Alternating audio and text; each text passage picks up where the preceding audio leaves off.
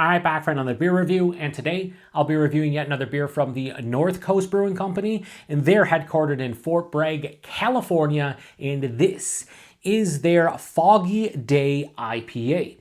So this is a hazy IPA that comes in at 6.6% alcohol by volume, 55 IBUs at the time of review. This bottle is approximately 3.5 weeks old. I want to give a huge thanks, shout out once again to a very good friend of mine and a viewer of the channel, Billy, for this beer. So big thanks to him. In the description box, I'll post a link to the beer mail unboxing video I did that contains all the goodies that Billy sent my way, and he sent me an entire box of North Coast beer that included 7 unique offerings. 3 of them were IPAs, 2 were lagers, 1 was a Berliner Weiss, and the last was an old ale.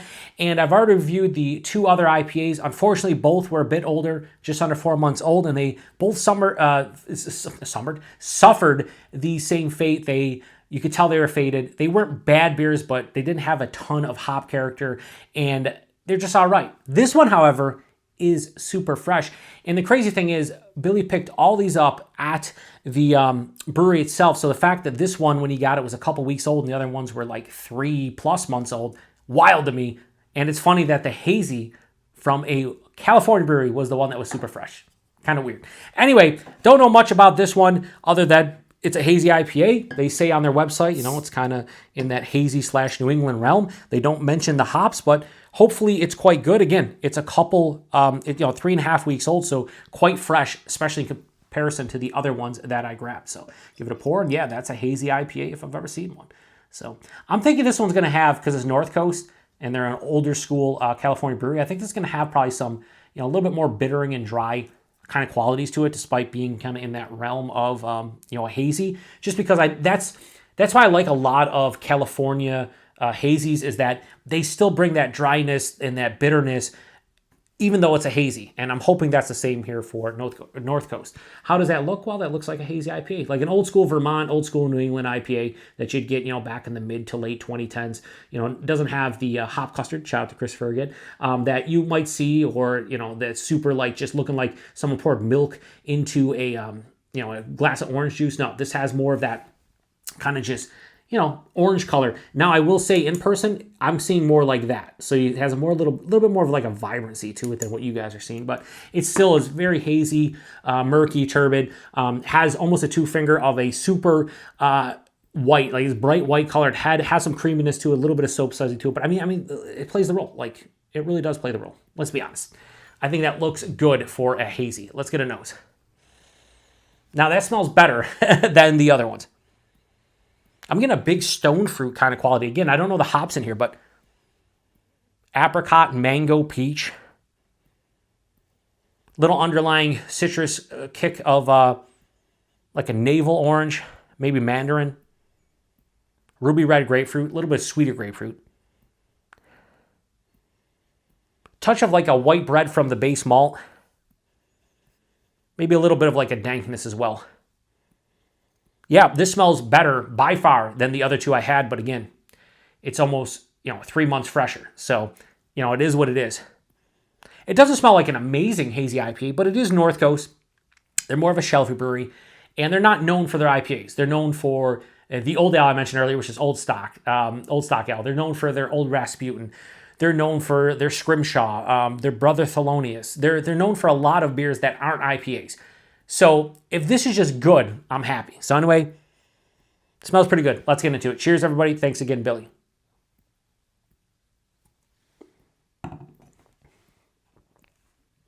Yeah, this is much better. Lots of citrus.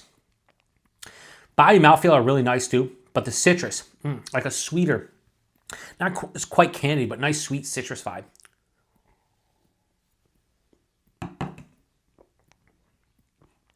Body, this is like medium, maybe a touch over, 6.6%. It's impressive. The mouthfeel, I don't want to say they've nailed the mouthfeel, but they've done a really good job with the mouthfeel as far as the sour goes. It's mild to moderately carbonated, more approaching moderate, but there's a smoothness and there's a little bit of creaminess. So the body and mouthfeel are exactly what I anticipated this beer being. Coming from North Coast, being a West Coast brewery, throwing out a hazy, the body and mouthfeel are really nice. The taste.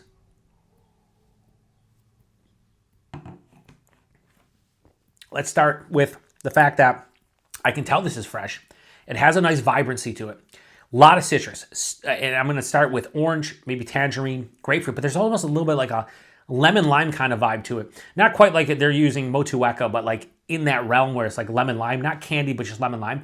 Lots of pithy, juicy, sweeter citrus fruit that's really nice. And that's like an omnipresent thing. Like it's all over the palate, orange, grapefruit, lemon lime.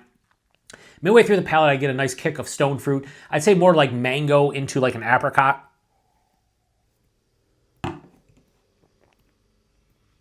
And it finishes with a slightly dank, herbaceous grassiness. This doesn't have a big like, dankness, but it has a nice dankness to it.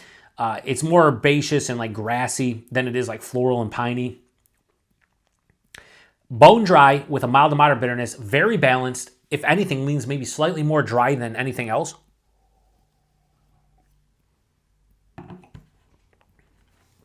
This is a good hazy. And for the price point, a really good hazy. There is an underlying, like, I want to say bready, more like a biscuity, crackery kind of malt. So, the malt base on this is probably very simplistic. They let the hop shine, most hazies do. So you don't really, it's not like an old school IPA or even like a West Coast IPA where you're getting like bread, huge bread qualities, caramel, maybe honey. This is just more like a bready, slightly bready, crackery kind of malt sensation. The glass lacing, maybe not fantastic, but pretty fantastic. One more sip and we'll lock in a rating.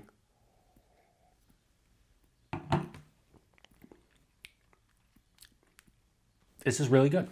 It's really good for a hazy. Definitely better than the other two. Not amazing, but good. Good to very good. I'm going to give Foggy Day IPA from North Coast a straight 4 out of 5. I think that's where this one lands for me. I think it's damn good for what it is. And the fact that I'm drinking this quite fresh really does help. Now, to just, hammer through the point of what I talked about the other two being almost 4 months old. Excuse me, if I drank this one almost 4 months old, this would be a shell of its former self, no doubt.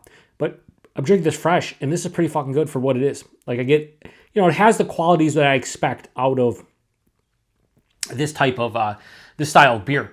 And it's not like the best, but it's really good. And like if I live close to the brewery and I wanted a hazy fix, yeah, I buy a 4-pack of this all day, every day. 6.6%, you really can't tell. Really nice. Price point availability. $13.99 a 6-pack. I think that's fine. That's less than $2.50 for a bottle. Yeah, that's a good price point. And then availability, I have no idea what North Coast, as I mentioned in the other reviews, here in the Buffalo, New York area, we see 4 to 6 different rotating beers from them, but almost never have seen an IPA. I can't remember an IPA showing up from them ever here in Buffalo. If so, I didn't see it.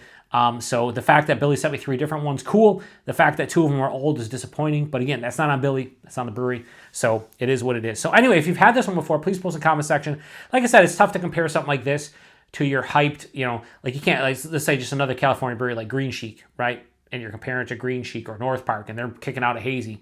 Well, sure, their stuff's going to be better because it's going to be, instead of $13.99 6-pack, it's going to be $22 to $25, maybe even $27, depending if it's a double IPA. Let's say a regular IPA at almost 7%, probably $22 a 4-pack. You're paying literally double the amount for less beer. Well, almost double the amount. $8 more, but if you combine it into like per ounce, almost double the beer, or double the price. It is what it is. It's are you getting value? I think you're getting value out of this one.